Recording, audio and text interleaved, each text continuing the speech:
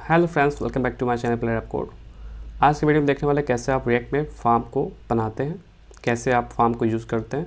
बहुत सिंपल है, बहुत ही आसान है। अगर आपको फॉर्म के साथ वर्क करना है तो आपको इससे पहले यूज स्टेट हुक के बारे में पता होना चाहिए, क्योंकि मेन रोल आपका यूज स्टेट हुक का है, कैसे हुक वर्क करता है। उसके बाद ही आप इस वीडियो को कैरी कर सकते हो। आपको समझ में ज़्यादा बेहतर आएगा। ठीक है, तो स्टार्ट करते हैं इसको। सबसे पहले आप अपने सिस्टम में एक फ़ोल्डर बनाएं और अपने वीट का सेटअप या रेट का सेटअप कर सकते हैं आप। मैंने सेटअप पहले से कर दिया है। सो मैं अपना VS कोड ओपन करता हूँ और जो डिफ़ॉल्ट कोड है उसको मैं रिमूव कर देता हूँ। सो डिफ़ॉल्ट कोड को मैंने यहाँ पे रिमूव कर दिया है। CSS फाइल को मैं यहाँ से हटा देता हूँ मैं सारी। सेव एंड एक बेसिक सा कंपोनेंट तैयार कर लेता हूँ। React arrow function component export save किया इसको मैंने, और ये मेरा प्रोग्राम रन कर गया है, जो कि मेरा यहाँ पे शो हो रहा है ऐप। और मैं सिंपली एक कॉन्टेक्स्ट फॉर्म बनाना चाह रहा हूँ मैं, जहाँ पर मेरे 4-5 फील्ड होंगे, जैसे मेरा नेम हो गया, ईमेल हो गया, सब्जेक्ट वगैरह वगैरह। अगर एक बार इनपुट को आप हैंडल करना सीख गए तो आपको फॉर्म में कितने भी फील्ड हो उससे आपको कोई फ़र्क नहीं पड़ेगा। सो स्टार्ट करते हैं। सबसे पहले आप अपना फॉर्म टैग ओपन कर लीजिए आप, और फॉर्म टैग क्लोज कर लेते हैं। और मैं एक सिंपल सा लेता हूँ, इनपुट टेक्स्ट लेता हूँ मैं, जिसका टाइप मेरा टेक्स्ट होगा।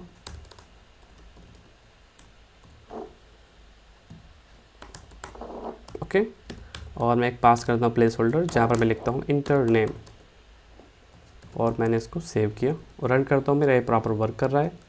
अब मैं यहाँ पर जब भी फॉर्म के साथ वर्क करें आपको दो चीज़ों की आवश्यकता पड़ती है, जिसका नाम है वैल्यू और ऑन चेंज हैंडलर।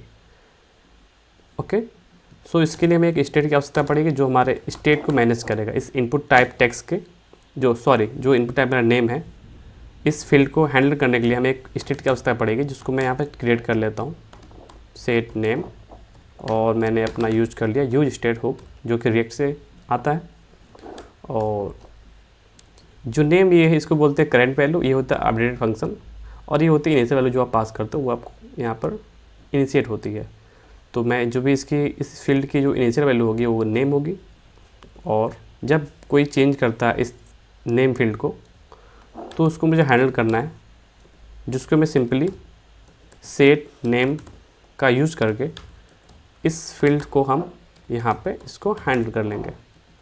अब ये मेरा प्रॉपर वर्क कर रहा है। इसकी वैल्यू आपको देखना है तो आप सिंपली इसको फॉर्म में पास कर सकते हो कि आपकी वैल्यू प्रॉपर वर्क कर रही है कि नहीं वर्क कर रही है। ये देखिए मेरा प्रॉपर मैं इसके हैंडल कर पा रहा हूँ।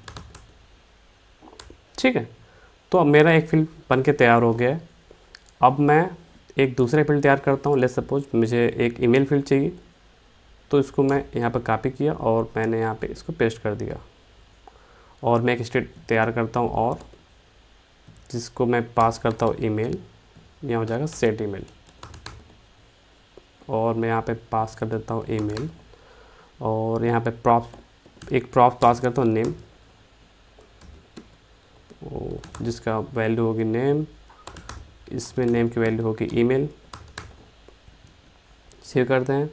जब कोई चेंज करे तो इसके मैं स्टेट को चेंज कर रहा हूँ, जो कि हो जाएगा सेट ईमेल, और इसकी वैल्यू को मैं हैंडल कर सकता हूँ। तो मैं नेम और ईमेल दो फील्ड को मैंने हैंडल कर लिया मैंने। ओके, यहाँ पे ईमेल होगा, इसीलिए सेम प्रॉब्लम आ रही थी। विवेक, ये मेरा हो जाएगा vivek@gmail.com। ओके, अब हमें रिएक्ट कहता है कि अपने आप कोड को रिपीट ना करो, बट यहाँ पर मेरा क्या हुआ, एक इनपुट टैग मेरा रिपीट हुआ है। सो जब भी आप कोड करो आप ध्यान दो कि आप don't repeat your self. Code को जितने कम से कम रिपीट कर पाओ उतना आपके लिए बेहतर है। तो अभी क्या हो रहा है, ये मेरा स्टेट भी 2 बार मैंने यूज़ किया है, और मैंने ये इनपुट टेक्स्ट को भी 2 बार यूज़ किया है। तो पहले तो मैं स्टेट को एक कर लेता हूँ मैं। सिंपल सा तरीका है, आप चाहो तो इस दोनों स्टेट को एक करने के लिए सिंपल सा एक स्टेट बना लो आप, जिसको मैं नाम देता हूँ डेटा। लिख देता हूँ नाम इसको सेट डेटा, और मैं यहाँ पे अपने स्टेट में इस दोनों स्टेट को मर्ज कर लेता हूँ, और यहाँ पास करता हूँ नेम की इनिशियल वैल्यू ब्लैंक होगी, और अगर मेरा ईमेल है तो उसकी इनिशियल वैल्यू ब्लैंक होगी।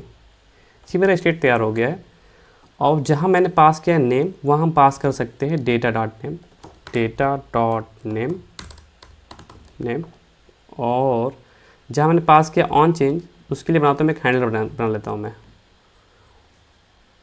जैसे कि मैं करता हूँ फॉर्म हैंडलर, HNDLA हैंडलर हो गया मेरा ये। अभी के लिए मैं ईमेल फील्ड को हटाता हूँ मैं, फिर मैं भी दोबारा इसको अप्लाई कर दूँगा, कोई इशू नहीं है। और इसको मैं कर लेता हूँ कॉपी और फंक्शन तैयार कर लेता हूँ मैं, लाइक कॉन्स्ट मेरा हैंडलर नेम और मेरा जो भी है इसको मैं इस तरह से फंक्शन तैयार कर लिया। जब कोई वैल्यू चेंज करता है तो मुझे एक इवेंट मिलता है। क्या मिलता है? अगर आप कंसोल करेंगे इसको तो आपको इसके अंदर आपकी इसकी वैल्यू, किसी भी टैग को की सारी प्रॉपर्टी को आप एक्सेस कर सकते हो इसके माध्यम से हम। तो मुझे जो आवश्यकता है वो आवश्यकता है, मुझे नेम की आवश्यकता है, e.target डॉट नेम, और मुझे आवश्यकता है वैल्यू की, वैल्यू। अब आप मुझसे पूछ सकते हो कि आप ऐसा क्यों कर रहे हो। तो मैं ऐसा इसलिए कर रहा हूँ कि मैं अगर मेरा फील्ड नेम है, कल को मैं इसको कॉपी कर लेता हूँ मैं, लेट्स सपोज मैंने इसको कॉपी किया, मैंने इसको किया कॉपी, यहाँ पे कर लेता हूँ ईमेल, वैल्यू कर दिया मैं ईमेल, और मैं इसको कर लेता हूँ कंसोल, आपको दिखाने के लिए कि एक्चुअली वो हो क्या रहा है। कंसोल डॉट लॉग किया मैंने यहाँ पे, और मैं सिंपली नेम और वैल्यू यहाँ पास कर देता हूँ। अब देखते हैं आउटपुट मुझे क्या मिलता है। और इसको मैंने अपने कंसोल को ओपन कर लेता हूँ मैं, इंस्पेक्ट किया इसको मैंने सिंपली कंसोल पे गए और देखते हैं। मैंने पास किया यहाँ पे नेम, में पास करा मैं विवेक, VIVEK विवेक। मतलब मैं जहाँ पे वर्क कर रहा हूँ मुझे उसकी नेम, मतलब कहाँ पर वर्क कर रहा हूँ उसका नेम मिल रहा है, उसकी वैल्यू मुझे मिल रही है। सेम अगर मैं जाता हूँ ईमेल के पास, मैं टाइप करता हूँ ईमेल में, तो मुझे यहाँ पर मिल रहा है कि आप किस फील्ड में आप चेंज कर रहे हो, मुझे वो प्रॉपर प्राप्त हो रही है। अब मैं क्या कहता हूँ मैं, अब मुझे इसकी आन चीज़ को हैंडल भी करना होगा क्योंकि मुझे यहाँ पर नेम प्राप्त नहीं हो रहा है। तो सिंपली करेंगे यहाँ पे क्या, हम यहाँ करते हैं सेट डेटा, इसके अंदर पास करते हैं जो डेटा मेरा पहले से जिसमें चेंज नहीं कर रहा हूँ उसका डेटा एज इट इज पड़ा रहे, बाकी जो मेरा जिसमें मैं चेंज कर रहा हूँ उसकी वैल्यू, उस की वैल्यू आप चेंज कर दो, जो कि मैं नेम वैल्यू यहाँ पर प्राप्त कर ले रहा हूँ। अब मैं वैल्यू को यूज कर सकता हूँ। लेट्स सपोज मुझे यहाँ पे ईमेल करना होगा, प्लेस होल्डर मैंने यहाँ ईमेल कर दिया, सेव करता हूँ मैं। अब मैं टाइप करता हूँ विवेक, अब मैं विवेक टाइप कर पा रहा हूँ मैं, और मैं ईमेल यहाँ टाइप कर पा रहा हूँ viveek@gmail.com। ओके, सो हमने नेम और ईमेल दोनों को हैंडल कर लिया। मैं आप चाहो तो उसको सबमिट भी कर सकते हो। अब इस स्टेट में मुझे कोई नीड नहीं है, नेम और ईमेल स्टेट में मुझे कोई नीड नहीं है। कल को मुझे एक फील्ड की आवश्यकता और होगी तो यहाँ सिंपली पास कर दूंगा मैं सब्जेक्ट, और मैं सिंपली इसको यहाँ पे पास कर सकता हूँ, और यहाँ पास कर दिया मैं सब्जेक्ट।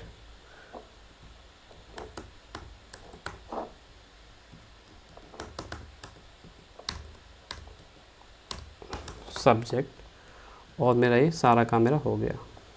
बस आप 3 फील्ड कर लो, 4 फील्ड करो, जितना चाहो उतना कर सकते हो। अब हमें इस फॉर्म को सबमिट करना है। आप उसकी वैल्यू को चाहें तो फॉर्म में स्टोर कर सकते हैं अपने, मतलब किसी डेटाबेस में यूज कर सकते हो आप। तो उसके लिए मैं जो इवेंट यूज करने वाला उसका नाम है ऑन सबमिट। मैं कर देता हूँ BTN हैंडलर, HNDLER हैंडलर,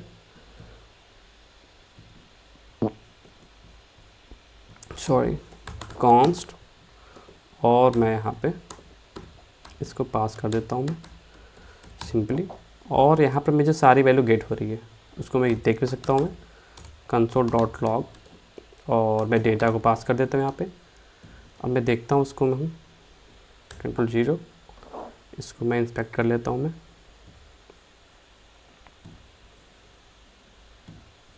यहाँ पास करता हूँ विवेक, और ईमेल हो जाएगा मेरा viveek@gmail.com।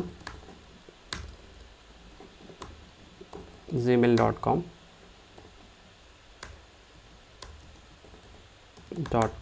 सब्जेक्ट हो जाएगा मेरा वेब डेवलपमेंट। सॉरी, मैं अपने सब्जेक्ट को हैंडल नहीं कर पा रहा हूँ, मैं मुझसे लगता कुछ मिस हो गया होगा। देखते हैं क्या मिस हुआ है। यहाँ पास किया मैंने नेम सब्जेक्ट, जिसकी वैल्यू मैंने पास किया सब्जेक्ट, और मैंने यहाँ पास किया सब्जेक्ट। सब कुछ तो सही है, but why is not working. Control C, और मैं आ जाएगा देख लेता हूँ सब्जेक्ट की स्पेलिंग सही है। सब्जेक्ट, सॉरी नेम में मिस्टेक था सब्जेक्ट की स्पेलिंग में, तो उसको मैंने सही कर लिया। अब मैं सब्जेक्ट पास करता हूँ वेब डेवलपमेंट, और मुझे वैल्यू इसकी गेट हो जाएगी, और मैं करता हूँ इंटर। सॉरी मेरे पास इंटर कोई की नहीं है, तो मुझे एक इंटर का बटन बनाना पड़ेगा। Subject SUBJECT subject sorry,